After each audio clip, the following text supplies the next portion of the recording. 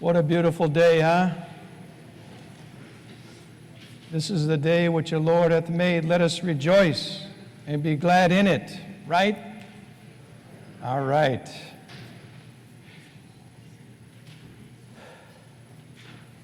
We heard a wonderful lesson from Jesus today, the parable of the prodigal son, okay?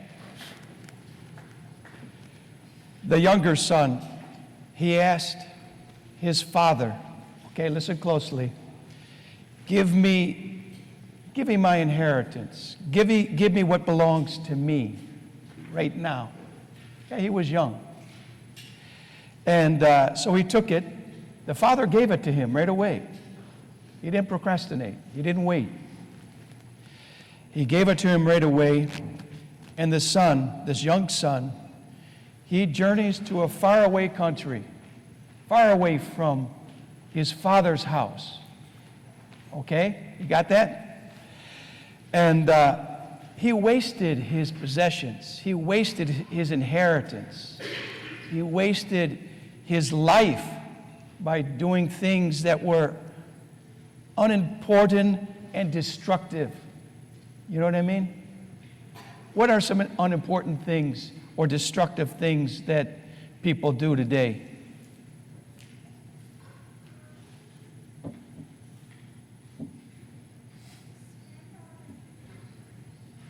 Oh, that's a good one. Spend all their money on one thing. That's a good one, yeah. Without thinking about the consequences, what might happen. You know, we have to be economic. We have to spend for what's good. Make sure you're wearing shoes, right? Or maybe helping out grandma, right? Something like that. Or helping other people that don't have anything, the homeless, right? Isn't that good? Clothing and food. That's right. Okay. So this young boy, this young man, probably maybe 18, maybe thereabouts, he lost everything. And then he goes and he finds work. What does he do? He finds work feeding pigs. Feeding pigs. It's about the lowest thing you could do on a farm. I mean, pigs have got to be fed, all right? And we love our pork, right? But it was not the kind of job that his father would want for him, right? And so he was feeding the pigs, and yet he wasn't making any money. And so he even ate the food that he was giving the pigs. They were called pods, little pods. He ate the pig food. He was so hungry. He was so desperate because he left his father's house. And he tried to do it on his own, right? And on his own and in his own way, okay? But he comes to himself, this young man, 18 years old, comes to himself and he says, I want to go back home. I want to go back home to my dad, where even his servants eat the bread that is that they have bread enough to eat. They're not eating this pig food that I'm eating, right? And so he goes on home. And he asks his dad for forgiveness, right? He asked his dad for forgiveness.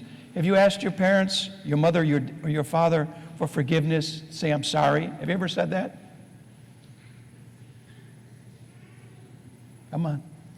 Anybody? Say it out. Oh, okay. All right, I got it. You asked for forgiveness. Oh, that's good. That's very good. So now, he did not eat the pig food, right? He did not eat the pig food. He ate the bread. Now, what do you think that bread in his father's house represents? We're here in the church. What does that bread represent? Yeah. Exactly. Anytime you hear the word bread, Christ is the bread of life, right? Right, exactly. He goes home, and his father welcomes him. And he tells his servants, put clothing on him. Give him the best robe. What do you think the best robe represents? Robe of righteousness. What's the first sacrament of the church?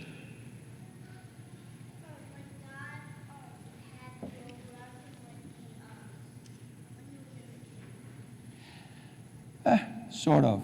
But what is the first sacrament of the church? Baptism, right? Baptism. That's the best robe. All those who have put on Christ, all those who've been baptized Christ have put on Christ, right? That we sing. And then the Father says, put sandals on his feet. And the sandals represent walking in the light of the gospel, doing what Christ would do, right? Put a ring on his finger, right? That's family identity. That's who we are, right? Christians. And then he says, bring the fatted calf. Bring the fatted calf. Listen closely. Now this calf was a bull calf, a male calf, okay? And a bull. And it was wheat fed. It was wheat fed. Now, the Father says, kill the fatted calf and let's eat and rejoice and be happy because the Son has come home. He has come home. You got it? He's safe and sound. Now, this is a bull calf, a male calf. It is fed with wheat. Now, what is made of wheat? Bread. We go back again to bread. Who is the bread of life? God. And more specifically, the second person of the Holy Trinity? Jesus Christ. Right? So the Son came home and asked for forgiveness, but it was necessary to kill the fatted calf for God to come into the world and save us from the sins that we're sorry for. He washed our sins away by his blood on the cross. And then he rose from the dead, right? Giving life. And we follow him each and every day of our life. All right? So that's the beauty of this wonderful parable. But now, the older son, there were two sons, right? The older son was working in the field, all right? He was working in the field. And then he heard this joyful festivity, this feast with music and dancing, okay? All right? And he becomes angry. The older son becomes angry because he didn't have the same privilege that his little brother had. The older son wouldn't even go into this joyous feast, would not even go in and participate and welcome his brother back home who they thought was dead. Right? Okay, this is the parable. And the older brother said, he said to the father, I have served you so many years. And I have never transgressed your commandments. You never gave me a joyous feast with my friends with a tasty goat. Okay? With a tasty goat. So, the older son becomes envious. He becomes angry. He becomes resentful. And so the father says to him, okay?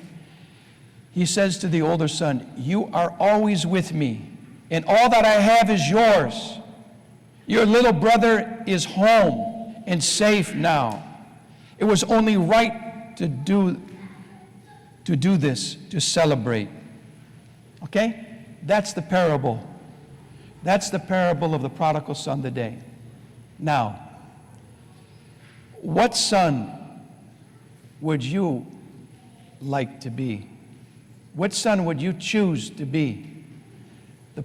The one that said, ask for forgiveness, or the one that was complaining and hateful and resentful and angry?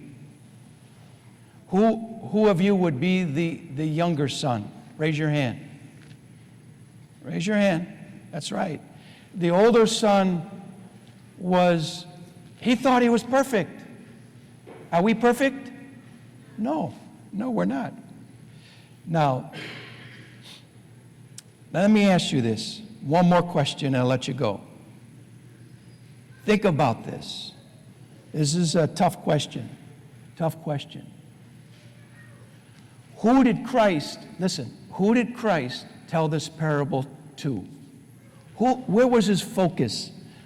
Where was his focus on? Who was he specifically talking to about this parable? To whom? What group of people? Anybody? No, not the Gentiles. We're almost done. Did Christ, who wanted to, go ahead. The what? Sinners? What? Sinners and criminals. No. Remember, no. Who wanted to kill Christ? That's who it is. The ones that wanted to kill him. The ones. What are they called? In the gospel, who are they called? It starts with a P. Huh? No. Excellent. Excellent. The Pharisees. Christ was speaking this to his own people. The Pharisees. They wanted to kill him. He was trying to give them the message of life, and they couldn't see it. And that's what this parable is all about today. All right? All right, I'll see you a little later.